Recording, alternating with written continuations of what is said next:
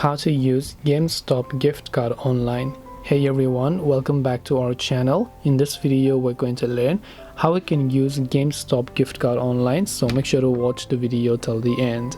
In order to use your Gamestop gift card online, all you have to do is you can open up Gamestop app or you can open up your browser, doesn't really matter.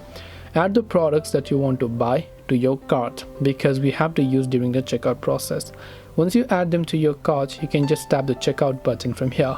Now when you go to the checkout page, from here you will see all this pay with credit card and so option, but you want to redeem the gift card, so you will select this option that says add gift card or promo code. So just tap on add gift card or promo code option here. Then once you've done that, enter your gift card or trade-in number, enter your PIN, tap on the apply option, and then you will be able to apply them. This way you should be able to basically use your Gamestop gift card online. Hope this video was very helpful. If you have got any more questions, then feel free to also leave them down below. Thank you for watching till the very end of this tutorial, and see you soon in the next video.